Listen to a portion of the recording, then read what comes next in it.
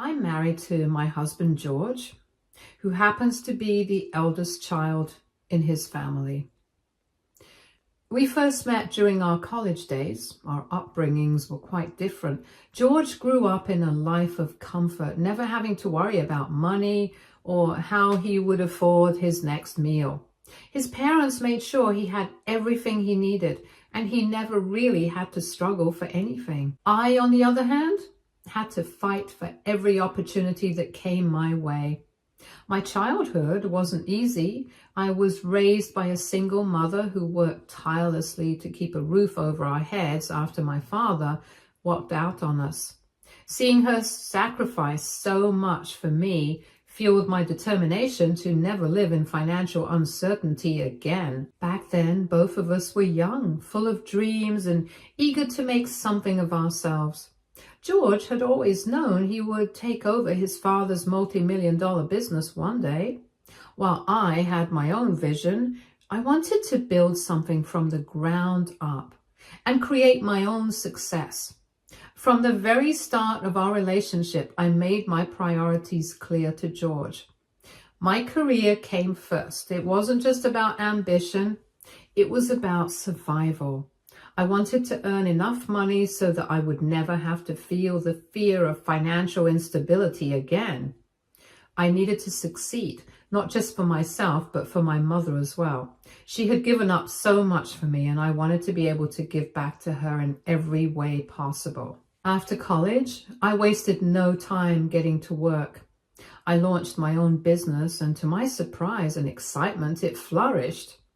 After years of dedication and hard work, a large company took notice and made me an offer I couldn't refuse.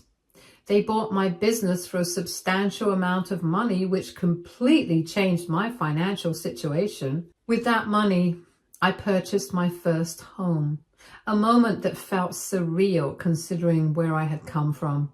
But I didn't stop there. Instead of just settling into home ownership, I bought another place and renovated it so I could turn it into an Airbnb. This gave me a steady stream of passive income. That success inspired me to keep investing in more properties, and over time, I have built a strong financial foundation for myself. By the time George and I got married, his family was well aware of my background and everything I had accomplished. I wasn't just the girl from a struggling household. I had built something on my own, and they admired that. His parents especially loved the fact that I was independent, ambitious, and driven. They saw me as a strong woman who had created her own success, and they respected me for it. After George and I got married, his father started including me in the family business. Even though George and his younger brother Darren were already working alongside him, my father-in-law saw something in me.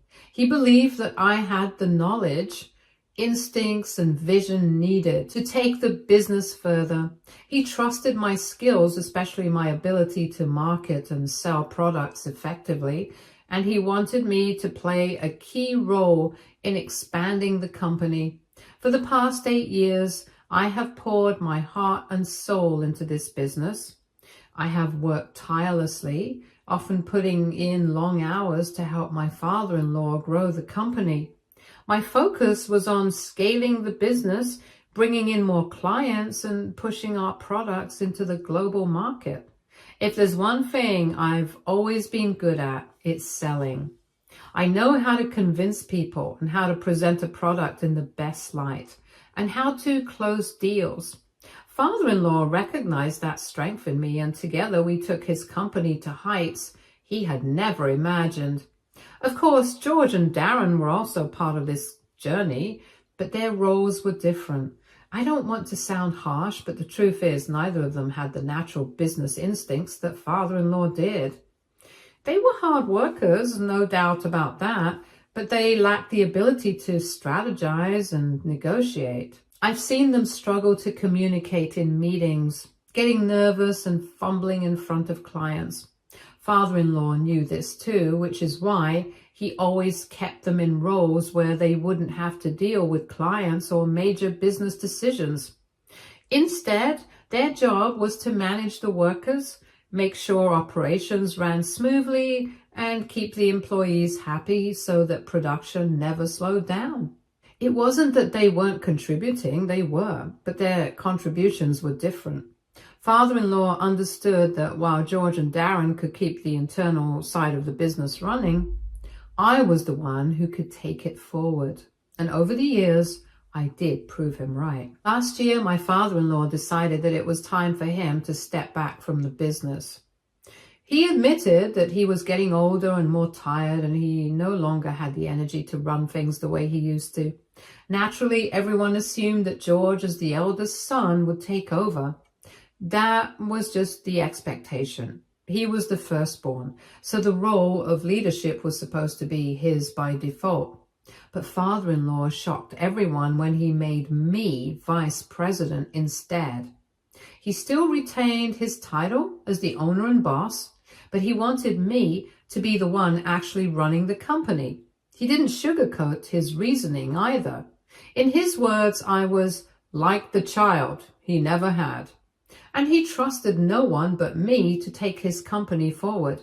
He had watched me pour everything I had into the business, and he knew I had the skills, the drive, and the vision to continue his legacy.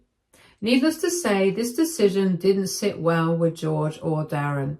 Even George's younger sisters, Fanny and Helen, who had never been involved in the business, felt that it was unfair for me to take such a big role because I was an outsider. It didn't seem to matter how much I had contributed or how hard I had worked. They saw me as someone who had taken something that rightfully belonged to their family. This is what started a long and painful family feud. George, who had always been supportive of me before, suddenly started becoming bitter and resentful. He felt like I had blindsided him by becoming his boss. His wife now had authority over him, and he couldn't handle it. He insisted that I should step down and hand the position over to him as if I had somehow stolen it from him. Darren, on the other hand, also made it clear that he didn't think a woman should be running their father's business at all. His comments towards me were often outdated and offensive, and they showed just how much of a problem my leadership was for them. Father-in-law's children tried everything to get father-in-law to change his mind. They even turned to mother-in-law, hoping she would take their side. But to my relief, both of my in-laws stood firm by me. Father-in-law and mother-in-law believed I was the right choice, and instead of backing down, they told their children to learn from me rather than fight against me. Since then, things have become tense in the family. The family dynamic has completely shifted, and I can feel the resentment from George and his siblings. Whenever I walk into a room where they are gathered, the conversation immediately dies down. They exchange looks, their body language stiffens, and suddenly I am treated like I don't exist. Dinners at mother-in-law's house, which were once warm and welcoming, now feel like hostile board meetings.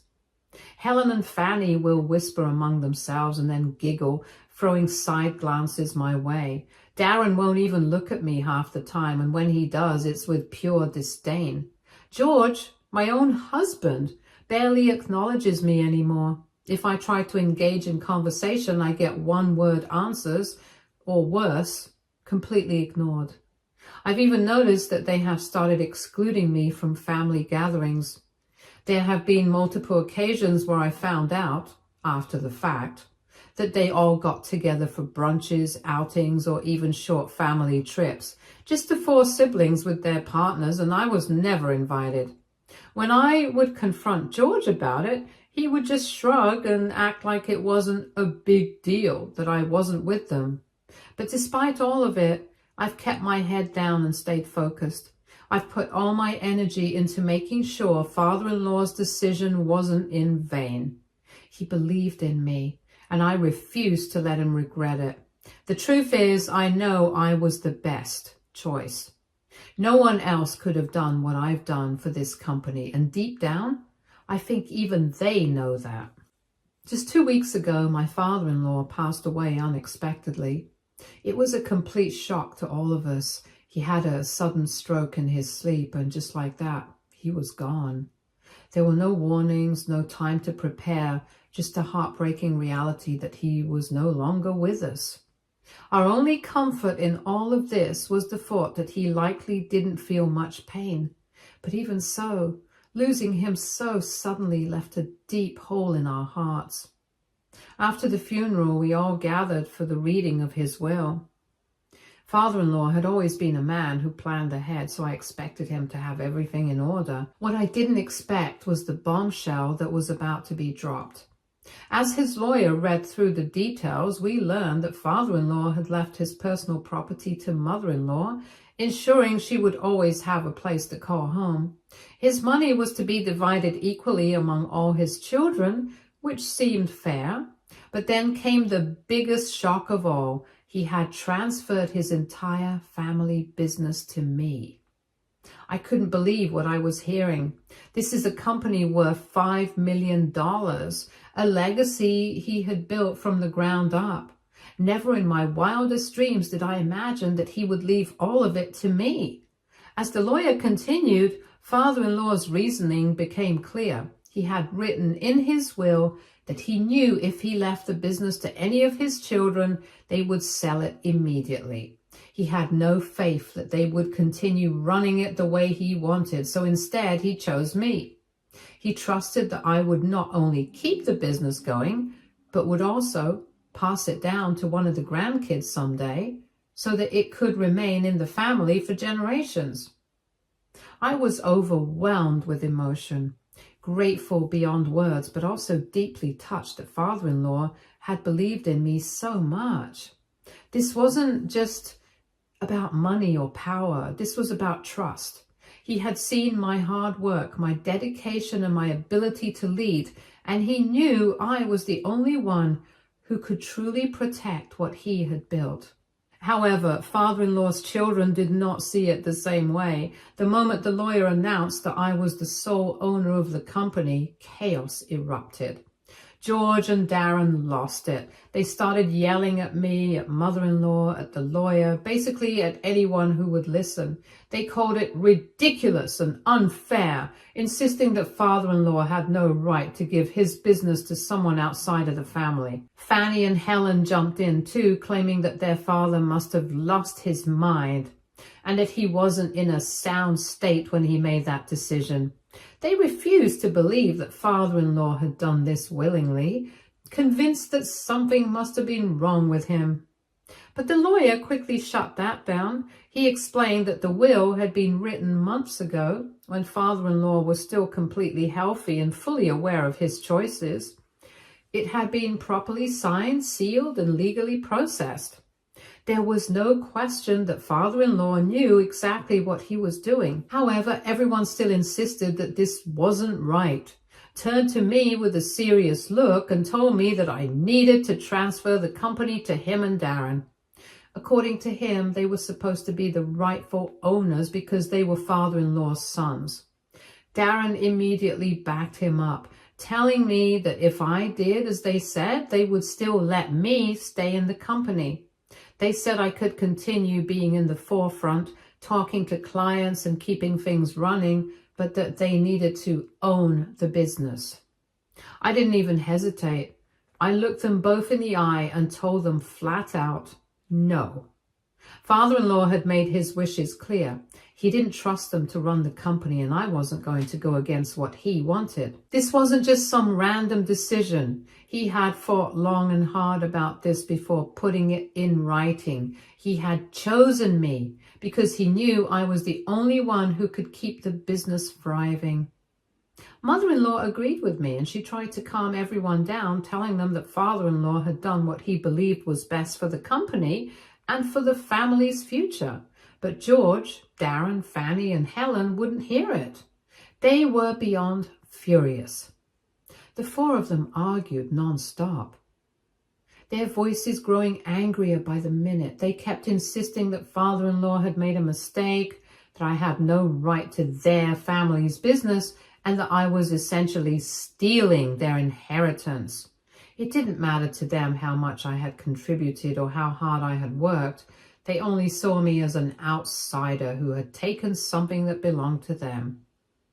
Then they started making demands.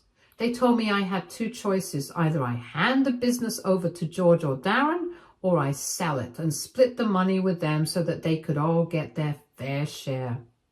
And then Fanny took things even further. She glared at me and called me a gold digger. She acted like I had spent years manipulating father-in-law just to get his money and his business. At one point, she even insinuated that maybe I had some kind of affair with father-in-law behind everyone's backs, because in her mind, that was the only explanation for why he would leave his business to me. Hearing Fanny say something so disgusting like this made my stomach turn. An affair with my father-in-law? I felt physically sick. The sheer audacity of even suggesting something like that was beyond appalling. I had poured blood, sweat, and tears into this business. I had worked alongside father-in-law for years, helping him expand the company and turn it into something bigger than he ever imagined. And now his own daughter was suggesting that my success was because I slept with him. It was beyond insulting. Before I could even respond, mother-in-law lost it, and she was furious. Mother-in-law is usually calm and composed, and she rarely raises her voice, but this time she snapped. She shouted at Fanny to shut her mouth and told her that she had crossed the line by accusing me of something like this. At that moment, I realized there was no point in sitting there and listening to more of their nonsense. I had already been insulted, accused, and disrespected enough. They weren't willing to see reason, and I wasn't about to sit there and take it. So without saying another word, I got up and walked out. I could still hear them screaming behind me, but I refused to give them the satisfaction of reacting. Since that day, things have only gotten worse. George has completely shut me out, and he refuses to come home and is now staying with his brother Darren. He hasn't even tried to have a proper conversation with me. Instead, all I get from him are angry texts and calls filled with accusations. According to him, I have backstabbed him by taking away his dad's company right under his nose. He's also threatened to divorce me. He has told me flat out that if I don't give up the company to him, he doesn't see the point in staying married to me.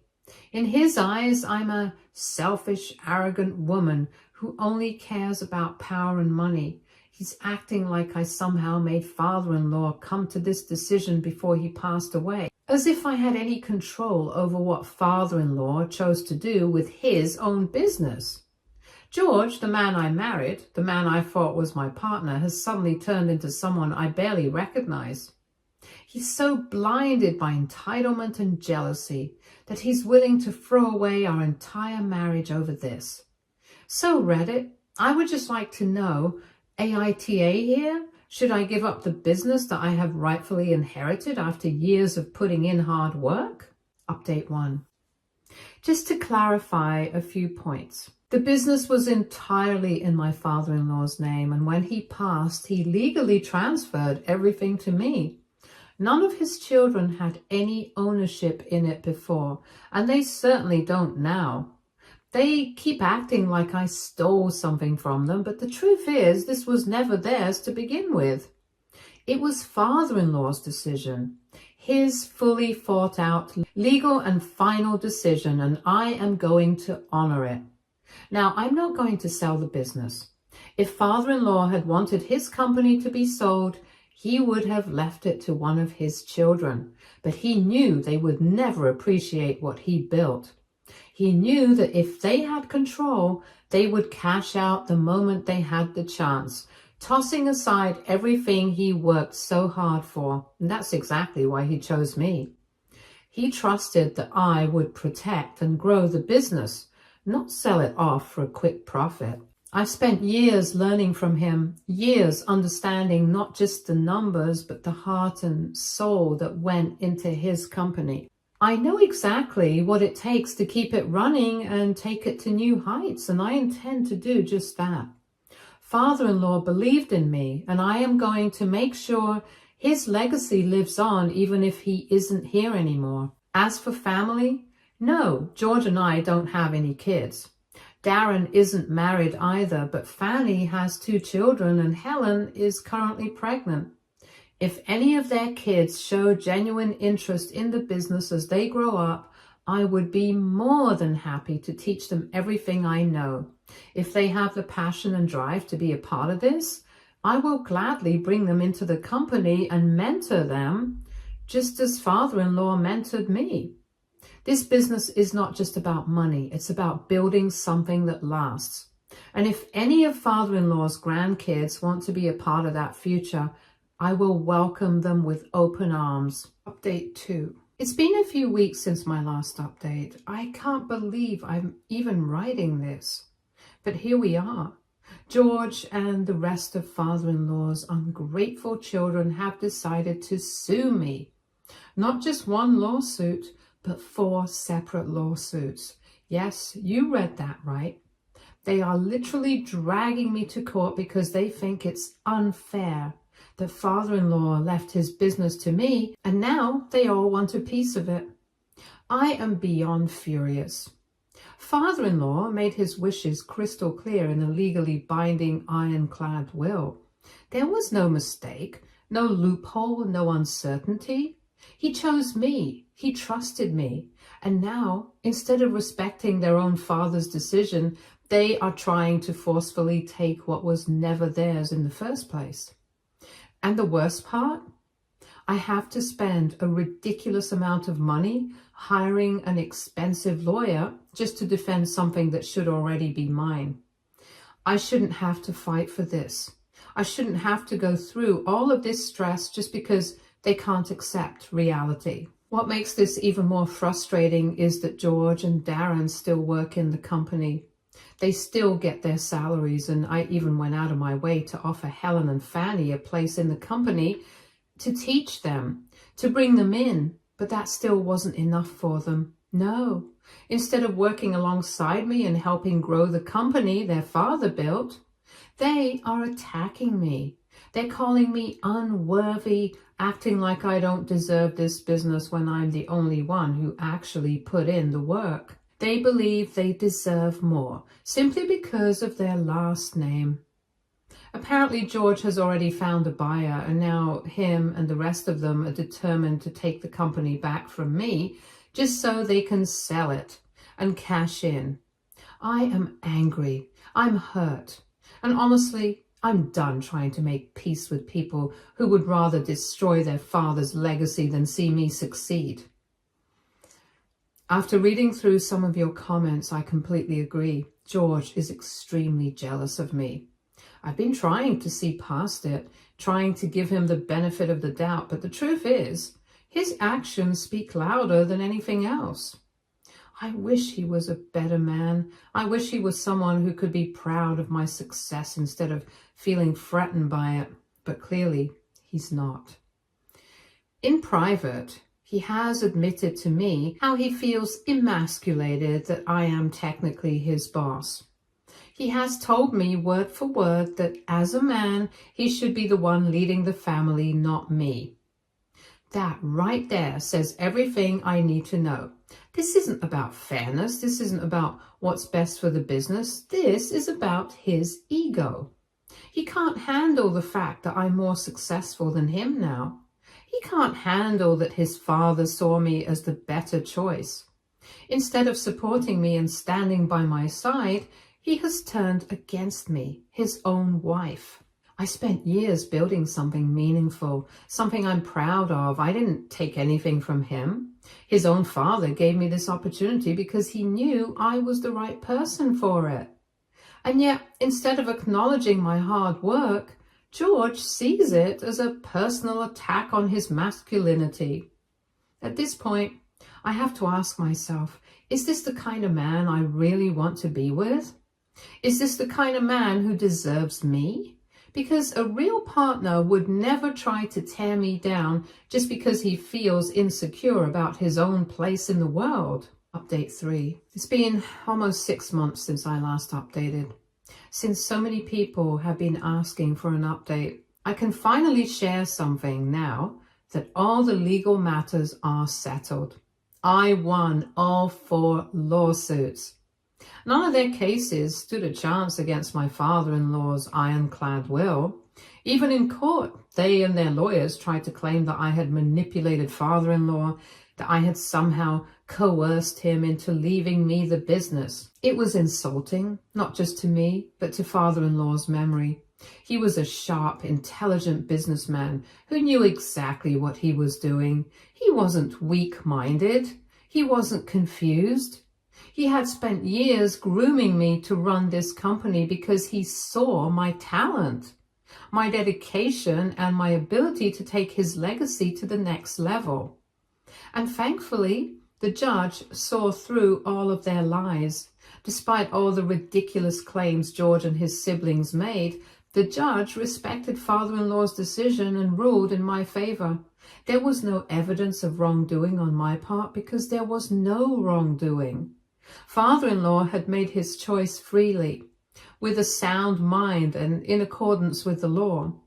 The judge respected his decision, and in the end, I walked away victorious. The business is mine, just as father-in-law intended. And what makes this even funnier is that during the court battles, once or twice, I actually tried to offer them out-of-court settlements. Despite everything they had done, despite their greed and entitlement, I was still willing to be the bigger person and find a way to end this mess without dragging it out. But, of course, they refused. They were so blinded by their arrogance that they actually believed they had a real chance of winning their case. They were convinced that the judge would see things their way, that the courts would somehow overturn father-in-law's legal will, and that they would walk away owning the business that they never lifted a finger to build. They scoffed at my offers, acted like they were too good for them, and insisted that they would get everything they were rightfully owed. And honestly, I'm so glad they stayed stubborn. Because if they had accepted those settlements, I would have had to give up a portion of the business just to make them go away. I would have to let them walk away with something they didn't deserve. But instead, their pride and overconfidence led them straight into humiliation. When the final verdict was given and the judge shut down every single one of their baseless claims, they had no choice but to walk away with absolutely nothing. No settlement, no share in the business, no payout, nothing. And now, after all their scheming, all their manipulations, and all the money they wasted on their lawyers, they have to live with the fact that I won. I can't help but find it hilarious that in the end, their own stubbornness and greed are what truly destroyed them. But of course, this hasn't stopped George and his siblings from playing the victims in this situation. Since the ruling, the 4 of them have been going around bad-mouthing me, telling everyone that I'm cold-hearted and calculated. I've been called a lot of names, and there are even a few of the relatives who support them, but I have not let any of their words hurt me. Instead, I have stood my ground. I have even started to tell people the real reason why father-in-law didn't leave his children anything. Whenever people have asked me about what happened, they are incompetent and greedy. Father-in-law knew this, and that's why he left the company to me instead of them. When people ask, I tell them exactly this. I'm not going to let George and his siblings pretend anymore that they were unfairly treated when the reality is they never deserved the business in the first place. Honestly, at the end of the day, I have no regrets. I fought for what was right. I honored father-in-law's wishes, and I refused to let these entitled, bitter people bully me into giving up something I earned. Now that this war is finally over, I can finally breathe, relax, and get back to focusing on what truly matters, running this business and honoring father-in-law's legacy. Through all of this, mother-in-law has stood by me, and she has had my back every step of the way. And despite how her children feel about me, she and I still meet up regularly. She's deeply disappointed in all of them, and honestly, I don't blame her. Their behavior has been beyond shameful, and she sees that just as clearly as I do. But as for my marriage, I've come to a difficult but necessary realization. It's over. George still refuses to see reason. Even after everything, he still believes I am the one in the wrong. I did suggest marriage counseling in the past as a last attempt to fix things, but he has flat out rejected it. Whenever I bring it up, he laughs bitterly and says, "What's the point? You already have everything you want." So at this point, I feel like I have no choice but to actually divorce him. I can't keep carrying his dead weight. I can't keep being married to a man who sees my success as an attack on his masculinity. He doesn't just resent me, he has actively started to disrespect me, both in public and at work. I have tried to be understanding, I have tried to be patient, but I am done being his punching bag. Even after the divorce, I will continue to honor father-in-law's wishes. Mother-in-law will always be my family, no matter what. And one day, I hope that I can pass this business down to one of the grandkids. Hopefully someone far more competent and grateful than their parents ever were.